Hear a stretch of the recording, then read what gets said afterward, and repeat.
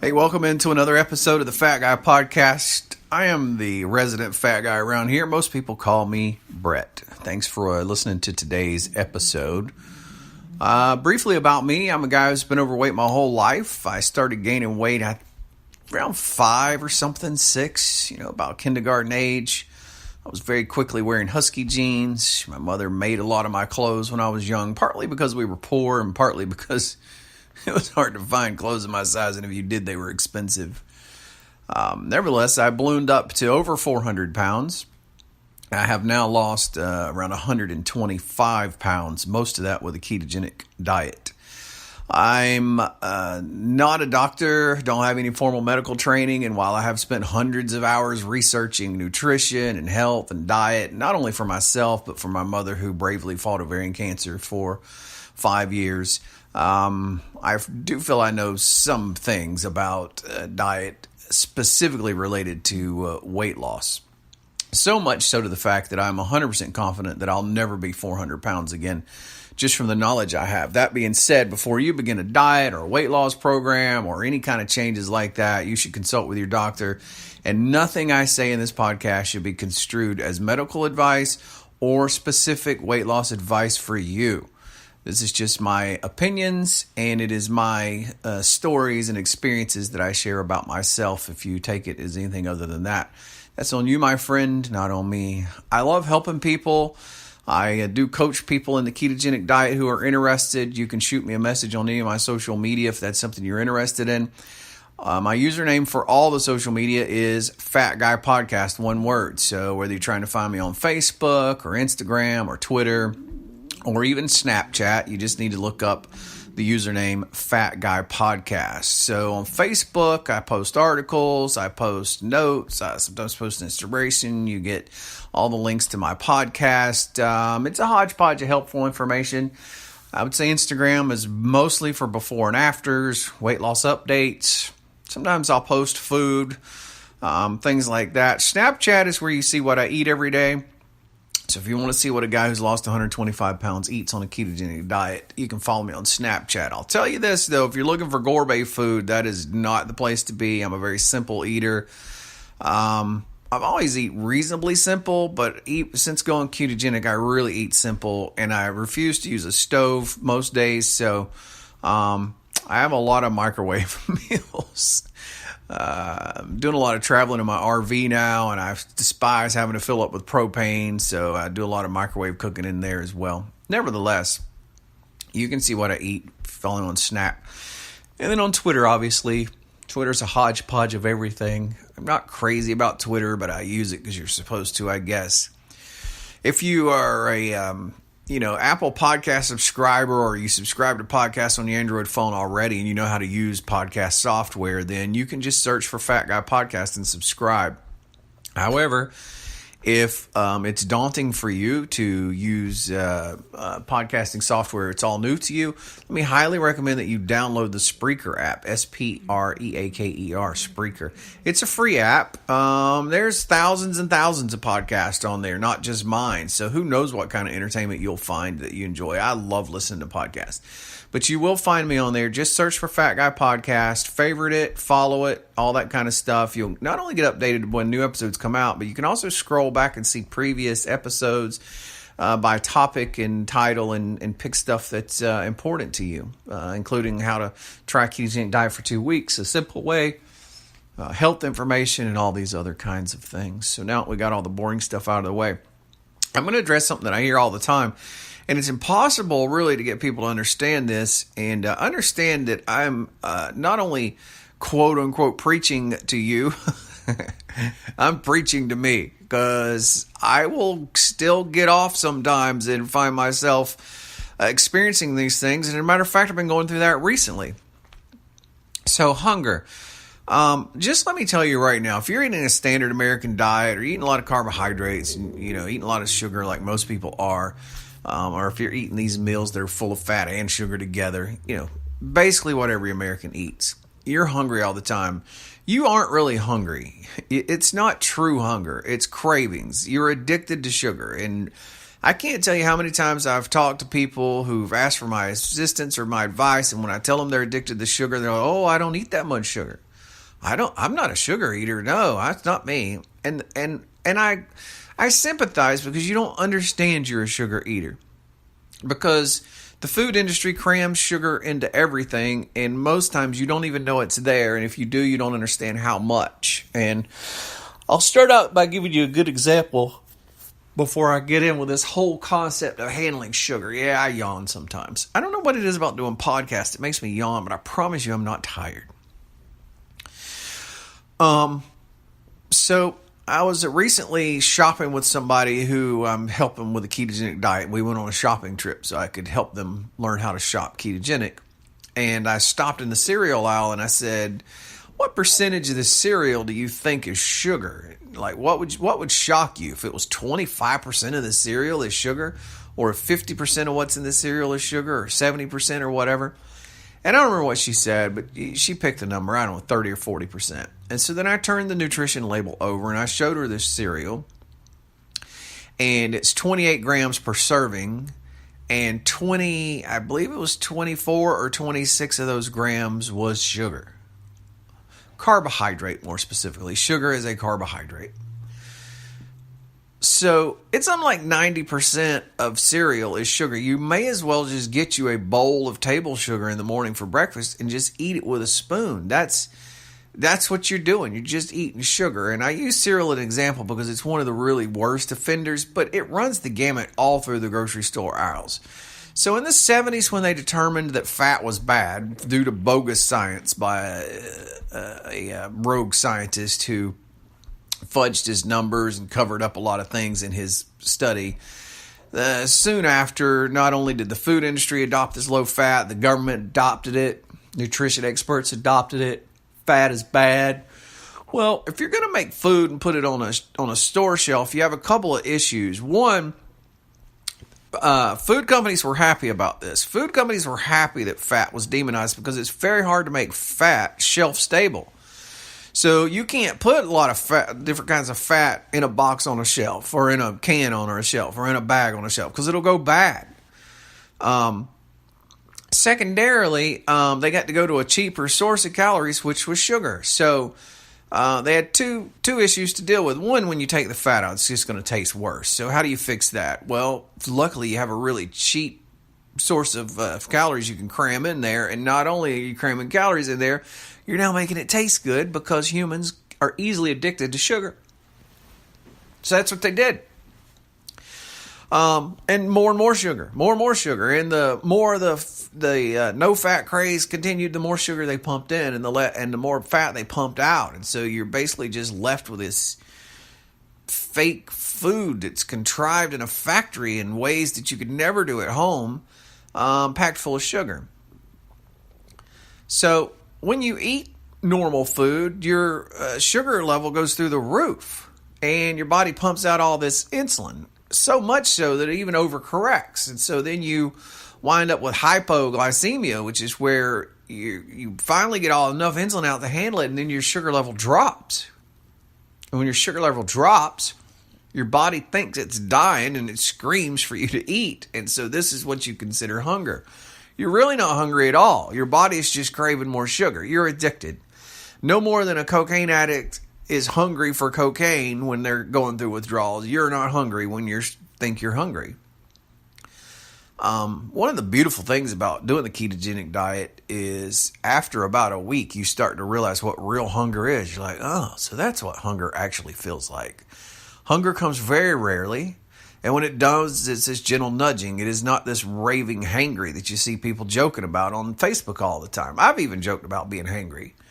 You know, you're so hungry that you're angry and you're hostile. You're just hangry. That doesn't happen on keto. And the reason is you don't have the sugar spikes and the sugar drops. It just doesn't happen. So you don't have that addicted to sugar response. So I run into this with people I work with on trying to teach them a ketogenic diet. They're just not happy with how the food tastes. They're like, I want something to eat, but I just don't want to eat that again. And the cold hard truth, and again, I'm preaching this to myself as much as anybody else. The cold hard truth is if you won't eat something, you're not hungry. If You tell me you're hungry, and I cook you a hamburger patty seasoned with salt and pepper, and I put it before you, and you're like, ugh, this is not gonna be good. I don't want this. Then you're not hungry.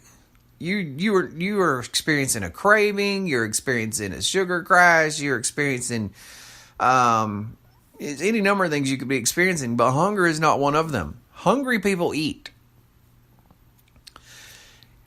and so I try to tell people, look, you've got to cut all these different things out of your diet that are causing you to have these fake hunger feelings, because when you only eat real food and you don't eat all these carbs and sugars and stuff, the hunger signaling becomes real again, and it allows you to actually do what they tell you to do. They tell you to eat, eat when you're hungry, stop when you're full. Well, you can't do that when you're addicted to sugar, which all of America is.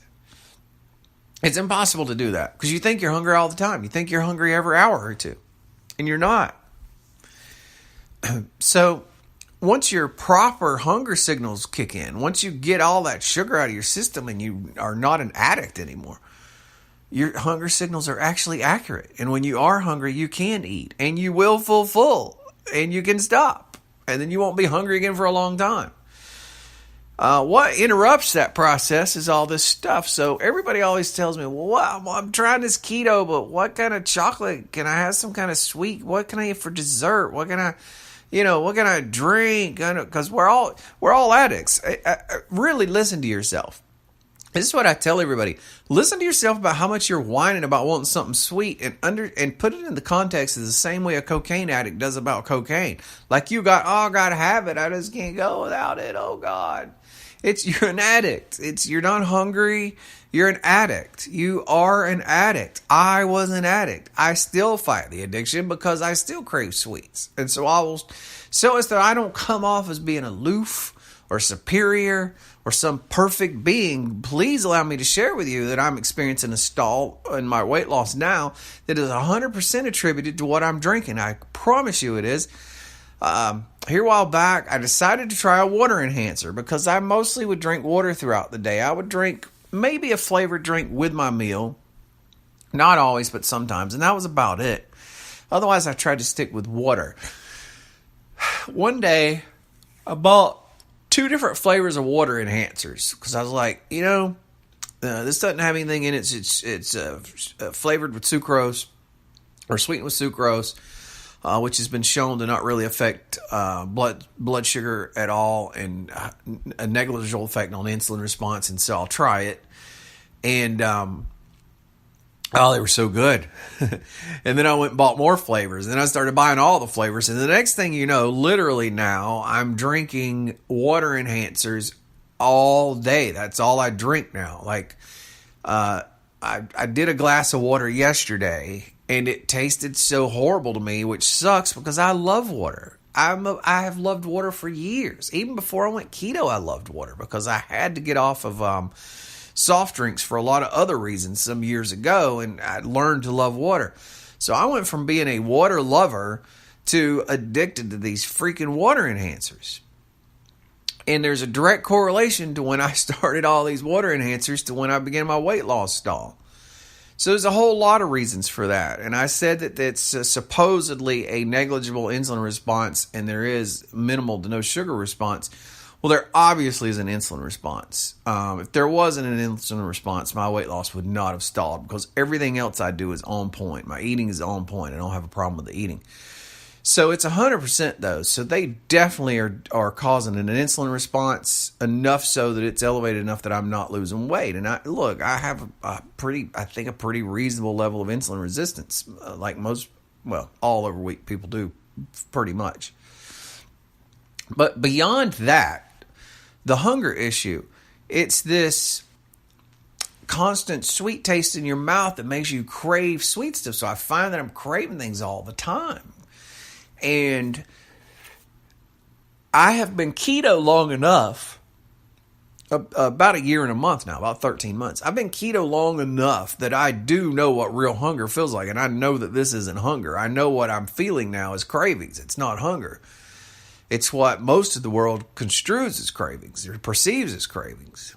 Construes is the wrong word. It's what the rest of the world, or rest of America especially, most westernized countries, perceive as hunger. But it's not hunger, it's a craving.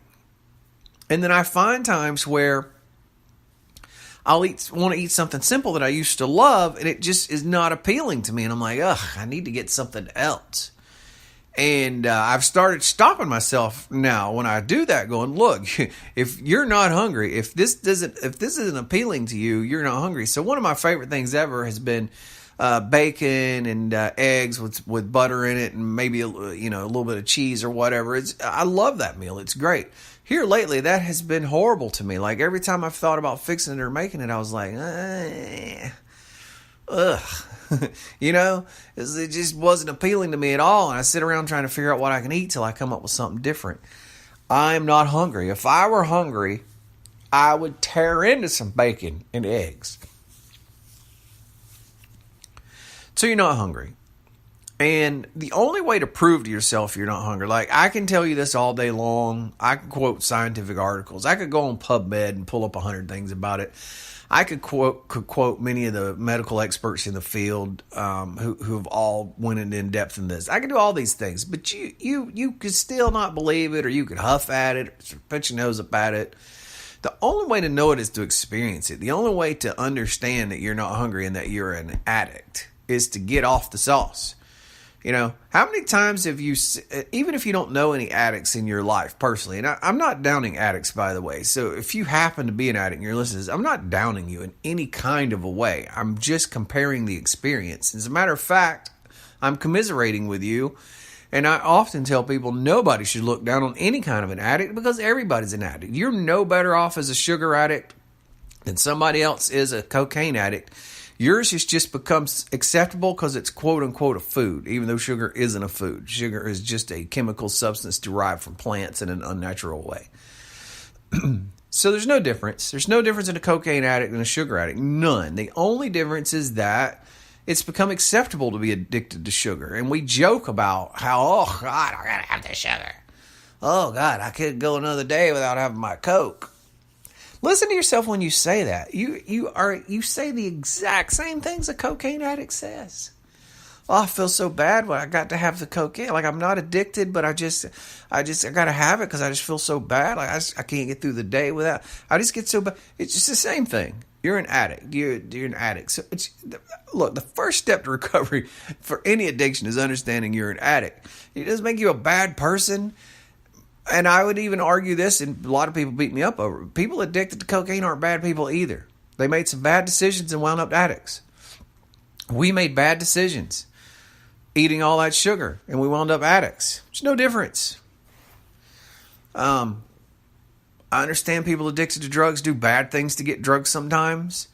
When you're driven to that point, it happens. They are bad people that could be good people again. And I hate to use the word good and bad, because I believe even bad people are good. They just are not doing good things because of what's driving them. God, I hate to get off of that discussion. So that's getting sidetracked.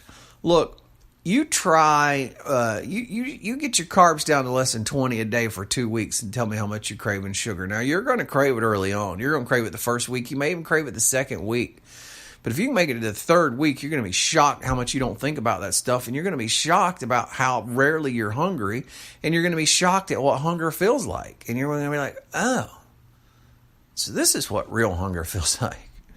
It's not the maddening I'm going to kill somebody if I don't get something to eat soon. It doesn't feel like that at all. It's this gentle, light nudging from, I don't even know where it feels like it comes from. Like, when you're hangry, starving, eating a regular diet, you know where it feels. You know that feeling. You know that feeling in your stomach, and you know that feeling in your brain. It doesn't feel anything like that. It's completely different. But all that being said, how do you know if you're really hungry? So you can do this test without trying keto. So the next time you're starving or hungry, I want you to run through as many different kinds of boring, bland food as you can think of and see if any of them don't sound appealing to you. Does eating a tray of bacon sound appealing? Does eating a simple... This is probably a good test. How appealing does having a hamburger patty seasoned with a little salt and pepper taste to you? How much do you want to dive into that and eat it right now? And if your answer is, ooh, no, that doesn't sound good, you're not hungry. It's just that simple. It's just that simple. So, this is a good podcast for me. It's a good podcast for you. I'm currently removing the water enhancers. And I am proud to report that while I did go through a stall, I actually have lost 3 pounds in the last week to week and a half, I think.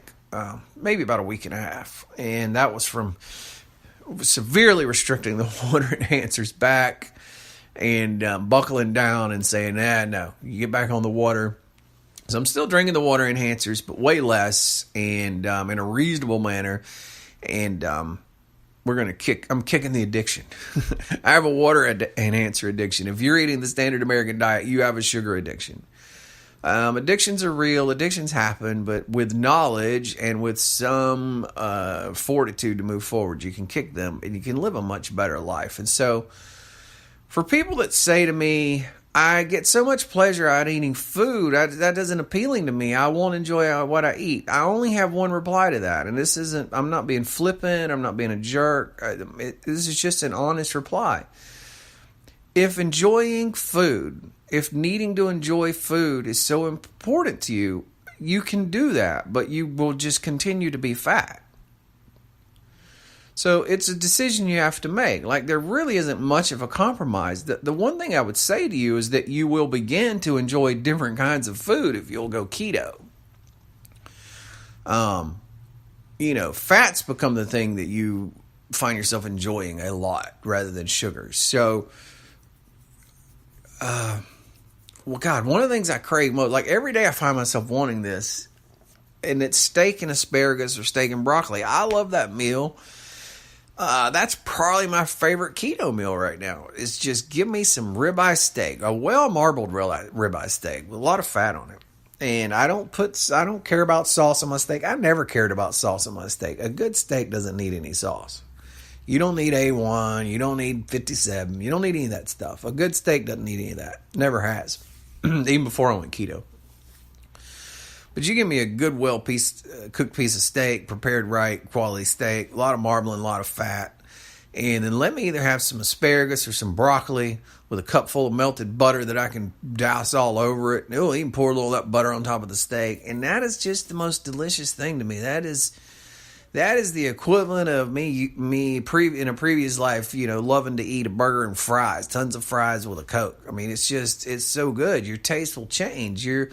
Once you get rid of the addiction, things will change. And so it's not that you'll never enjoy food again. You just enjoy different kinds of food. And I promise you, if you'll actually get hungry, you'll enjoy whatever's put in front of you.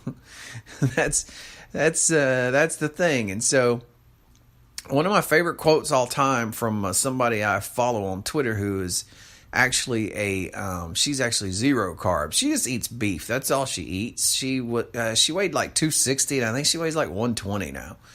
She's very thin and very healthy. She shares her blood tests and all this stuff. Her name is Kelly Hogan, I believe. Anyway, so she just eats beef. That's all she eats. Generally hamburger meat. And she eats a pound first meal of the day, and then 6, 7, 8 hours later, she eats another pound. But she had this great quote that I heard recently on a podcast she was on that says, hunger is the best sauce. So, you find yourself going, man, I wish I had globs of ketchup on this hamburger, or God, I wish I had a bunch of A1 on this steak. You're probably not hungry yet. Hunger is the best sauce. Hunger is the best flavoring. No matter what you eat, it'll be good. I hope you found this podcast beneficial. Sometimes I go in depth into the X's and O's. Sometimes I go into what I call lifestyle issues, and that's what this is. Either way, I hope they help you. If they do, you can subscribe to the podcast. Download the Spreaker app is a fun way because you get access to a bunch of other great creators out there, not just me. Download Spreaker for free and search for Fat Guy Podcast and like and follow and look at the previous episodes. But, if you already do Apple Podcasts or Google Play and you have apps for that you can find us on that as well. So, subscribe. Follow us on the social media. Fat Guy Podcast is the username. So we're on Facebook, Instagram, Snapchat and Twitter. Fat Guy Podcast is the username for all of those. And the most important thing you can do for me, and the most important thing you can do for other people right now, is to share this on your social media page. Share it. You could be the impetus. You could be the spark that gets somebody that's 50 pounds, 75 pounds, 100 pounds, 150, 200 pounds overweight. You could be the spark. You could provide the spark for them that literally changes their life. That's how my life got changed. Somebody shared something about keto. I investigated it, and it changed my life. You literally could change somebody's life who was miserable and dying and living a miserable existence, no matter how much they smile. A person that's 100 pounds overweight is miserable. I've lived there. And I know that smile and that laugh, that joke.